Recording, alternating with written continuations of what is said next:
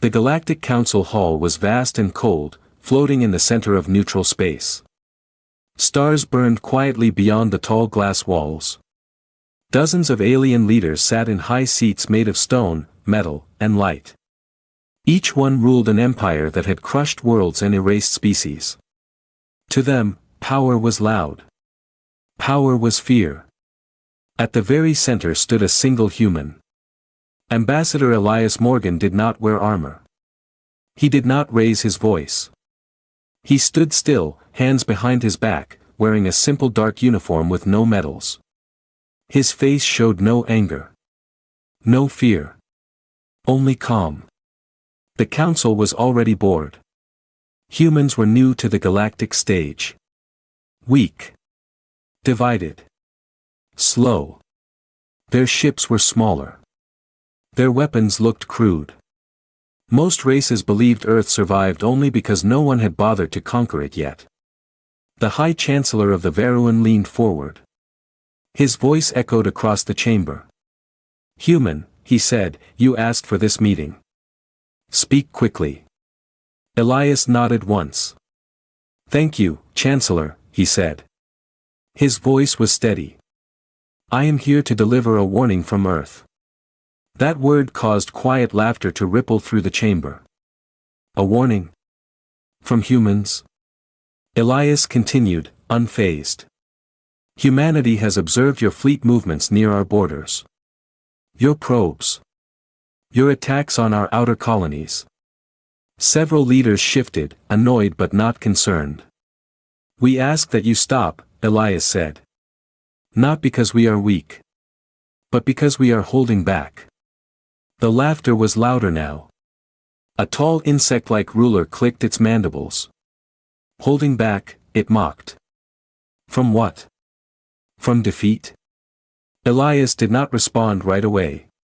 He looked around the room, meeting alien eyes one by one. "For centuries," he said, "humanity fought itself. We learned the cost of war early.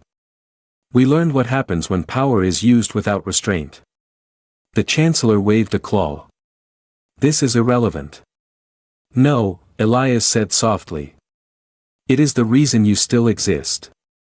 Silence followed. The room did not like that tone. Elias activated a small hollow device. A star map appeared between them. Dozens of red markers lit up. "These are not our colonies," he said. "These are our weapons facilities. Fleets. Black sites. Places we never showed you." The council leaned forward slightly. "Curious now. You see," Elias continued, "we chose peace not because we could not fight, but because we could end wars too easily." The Veruan Chancellor stood up, towering over the human. "Enough," he said. "Your kind exaggerates. If you had such power, you would have used it." Elias finally smiled. "Just a little. We were hoping you would believe that." The smile vanished as quickly as it came. "Humanity is dangerous," Elias said, "not because we seek control. But because when pushed, we adapt. We learn. We finish what others start." A large screen behind the council suddenly activated. Unknown human ships appeared, massive, dark, silent. Their designs broke known physics. No energy leaks. No visible engines. The chamber went quiet. "These fleets have been waiting," Elias said. "Hidden. Watching. Learning your tactics. Your weaknesses." The Chancellor's voice dropped. "Are you threatening the council?" Elias shook his head. "No. I am warning you." One of the elder races spoke at last. "And if we ignore this warning?" Elias looked directly at them. "Then humanity will stop holding back." For a moment, no one spoke. Then the laughter returned, forced, angry, loud. "This is a bluff," someone shouted. "Humans cannot challenge the galaxy." The Chancellor raised his claw. "Earth's warning is rejected. Any further resistance will be treated as hostility." Elias bowed his head. So be it, he said. As he turned to leave, a junior council officer rushed forward, panic in their voice. Chancellor, our border fleets are detecting something. Massive signals. They were not there before. The Chancellor froze. Elias paused at the door but did not turn around. We tried diplomacy, he said quietly. Remember that. The doors closed behind him. Far beyond the council chamber, deep in the dark between stars, ancient human warships powered up for the first time. And the galaxy had no idea what it had just unleashed. The galaxy did not wait. Within hours of the council's decision, orders spread across the stars. Massive alien fleets changed course as one, their engines burning bright as they moved toward human space. To them, Earth's warning was an insult that needed to be answered with force. If humanity wanted attention, the galaxy would give it fear. The first attack did not hit Earth itself.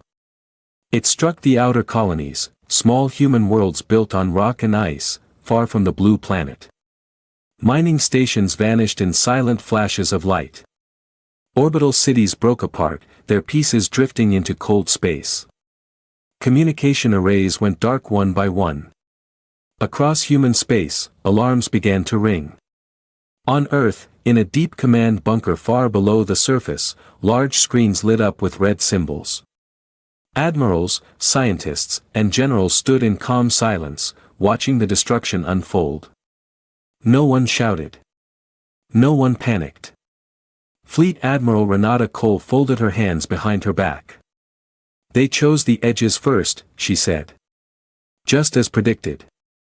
A young officer looked confused. Ma'am, do we respond? Renata's eyes never left the screen. Not yet. Out in space, alien commanders celebrated early victories. Human ships were seen retreating. Defense platforms powered down. To the galaxy, it looked like fear. It was not fear. It was patience. On the broken colony of Vega Outpost, a single human cruiser remained behind.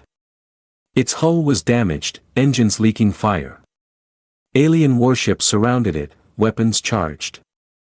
A message was sent on all frequencies. Surrender, the alien commander demanded. You are alone. The human captain replied with only 4 words. We are not alone. Deep space answered. Without warning, the stars themselves seemed to shift. Space folded, twisted, and opened. Enormous shadows emerged, silent, dark, and impossible. Human ships, larger than anything the galaxy had built, slid into reality. No engine flare. No sound. Just presence. Alien sensors screamed in error. Targeting systems failed. Weapons refused to lock. The lone damaged cruiser powered down completely. The alien commander felt fear for the first time. From Earth's command bunker, Admiral Renata finally spoke. Begin Phase 1, she said. Across multiple systems, human fleets activated at once. Not rushing. Not chasing. They moved with cold precision, cutting off escape routes, surrounding alien armadas like a closing fist. Alien weapons fired wildly. Human shields absorbed everything. Some shots vanished before impact, swallowed by unknown fields. One alien battleship attempted to flee. Space around it collapsed inward, crushing the vessel without an explosion. Human weapons returned fire, brief, controlled bursts. Entire squadrons vanished in seconds. This was not a battle. It was a demonstration. Back at the Galactic Council, emergency signals flooded the chamber. Leaders shouted over each other as screens filled with impossible images. Human ships everywhere. Alien fleets destroyed. Borders collapsing. The Veruan Chancellor stared in disbelief. This was not in their data. No, an aide whispered. They hid it. At the edge of human space, the attack suddenly stopped. Human ships held position. No pursuit. No extermination.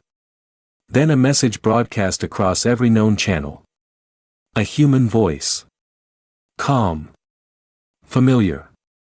Ambassador Elias Morgan. This is your first and final lesson, he said. You attacked our people. We responded with restraint. The stars around the alien fleets burned with quiet human power.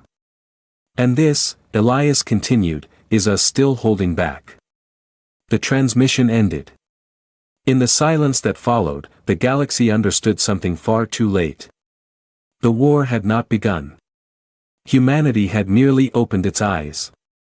Fear spread faster than light. Across the galaxy, ancient empires felt it in their command halls and war rooms.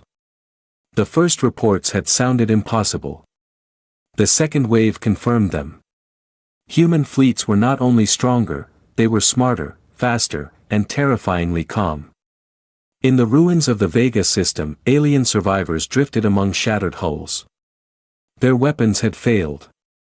Their tactics had been useless. Every move they made had been predicted.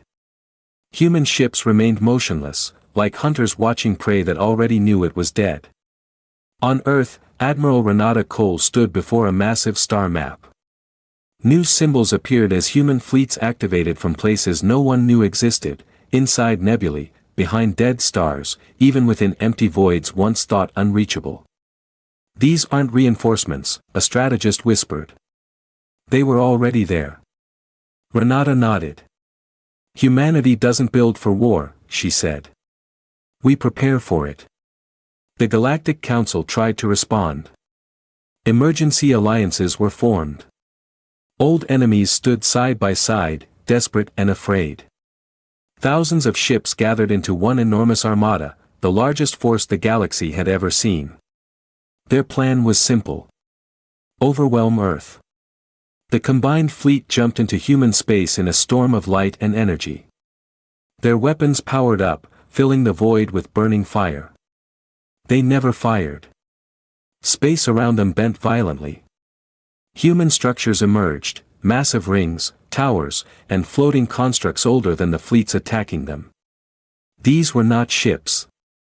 They were traps. Gravity shifted. Time slowed. Navigation failed. Ships collided with each other, torn apart without a single human weapon being used. Then the human fleet arrived. They did not charge. They appeared in perfect formation, dark hulls reflecting the stars. Smaller vessels moved like insects around giants, positioning with surgical precision. A human commander's voice echoed calmly across open channels. You were warned. Alien weapons fired in panic. Human countermeasures erased the shots before they could travel. Then humanity struck back. Beams of controlled energy cut through shields like mist. Entire capital ships were disabled, not destroyed. Engines died. Weapons went silent. Command bridges went dark. Humanity was not wiping them out. Humanity was disarming them. On the Galactic Council's emergency channel, leaders begged for a ceasefire. Voices that once mocked humans now shook with fear. Elias Morgan listened from Earth. His expression did not change. You ignored our warning, he said. You attacked civilians. You tested limits you did not understand. A council member cried out, What do you want? Elias paused. Peace, he answered. And distance. On the battlefield, the human fleet stopped again. Alien armadas hung helpless in space, surrounded but alive. Then came the final message, sent not with anger, but certainty. This is the power we chose not to show you, Elias said. This is us holding back no longer. Across the galaxy, rulers looked at their crippled fleets and shattered pride. They finally understood the truth. Humanity had never been the weakest species. They had been the most patient. And patience, once exhausted, was unstoppable. Silence filled the stars. Where once thousands of alien warships had moved with confidence, now they floated powerless. Engines were dead. Weapons were cold. Command signals failed to travel more than a few meters before being swallowed by human control fields. The galaxy had never seen defeat like this. On the bridge of the human flagship Aegis Dawn, commanders watched the immobilized armadas on massive screens. No cheers. No celebration. Only quiet focus. Admiral Renata Cole turned to her officers. "Hold position," she said. "No further strikes." A young captain hesitated. "Ma'am, we could end this now." Renata shook her head. "That's not the lesson." Across space, emergency meetings were happening everywhere. Ancient rulers argued in panic. Generals shouted. Advisors whispered one terrible word again and again. Humans. On the Galactic Council's emergency channel, the Veruan Chancellor appeared. His once proud posture was gone. His voice trembled. "Earth," he said, "this has gone far enough." Elias Morgan appeared on the screen, calm as ever. He stood alone, hands clasped behind his back. "You crossed our borders," Elias replied. "You killed our people. This is the result." "We were wrong," the Chancellor admitted. "End this war." Elias looked away from the screen for a moment, toward the stars beyond Earth. "This was never a war," he said. "This was a response." At his signal, human fleets began to move again, but not forward. They repositioned. One by one, alien home systems were surrounded. Human ships arrived silently above capital worlds, moons, and shipyards. Not firing. Not threatening. Watching. On dozens of planets, civilians looked up at their skies and saw dark shapes blotting out the stars. Panic spread, but no bombs fell. No cities burned. Instead, a message played everywhere. "This is humanity," Elias's voice said. "We are not here to conquer you. We are here to show you restraint." Human fleets demonstrated their power carefully. They shut down planetary shields without damage. Disabled weapons without explosions. Froze entire military networks with perfect precision. Every move said the same thing. "We could destroy you. We choose not to." On Earth, a council of human leaders met in private. Some argued for total dominance. Others warned of future revenge. Admiral Renata spoke last. "If we rule by fear, we become what they expected us to be." Elias nodded. "This lesson must last longer than this war." The final phase began. Humanity released control. Alien ships slowly regained basic power. Communication returned. Weapons remained disabled, but lives were spared. Then the last message was sent, broadcast across every star system.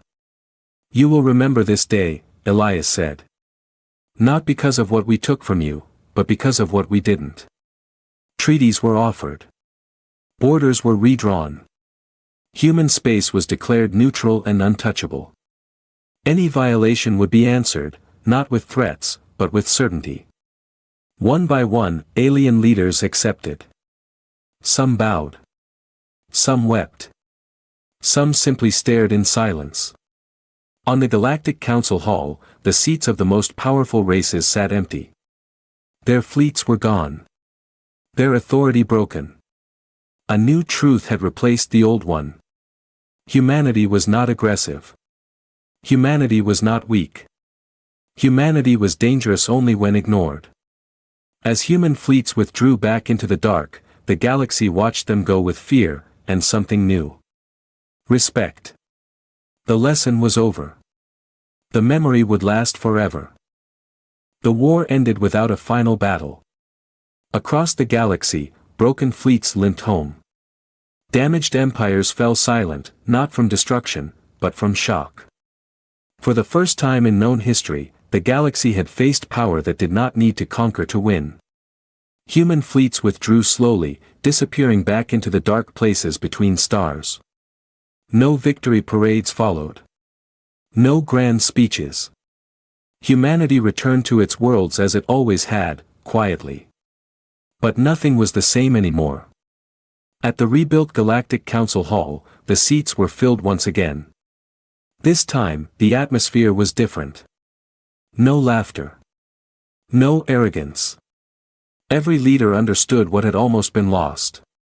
At the center of the chamber stood a human seat. Empty.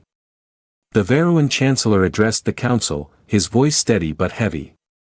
Humanity has refused a permanent position, he said. They have declined control. They have declined tribute. Murmurs spread through the hall. They only ask for one thing, the Chancellor continued. That their borders never be crossed again. The request was accepted without argument. Across the stars, new laws were written. Military expansion slowed. Old rivalries cooled. No empire wanted to be the one that tested human patience again. On Earth, life continued much as before. Cities rebuilt the colonies that had been lost. Families mourned, but they also understood something important. Humanity had survived because it knew when to fight, and when not to. Ambassador Elias Morgan stood on a balcony overlooking the planet. Admiral Renata Cole joined him, watching the sunrise paint Earth in gold and blue. They fear us now, she said. Elias nodded. Good. But more than that, they understand us. Renata studied him. And if they forget? Elias looked toward the stars. Then we'll remind them, he said quietly. Far away, in alien classrooms and military academies, new history lessons were taught. Not about empires. Not about conquest. About a single moment in time. The moment the galaxy ignored a warning. The moment humanity stopped holding back. And the moment everyone learned that the most dangerous species in the universe was the one that chose restraint, until it was forced to choose something else. The stars burned on in silence. And somewhere in the dark, human fleets waited.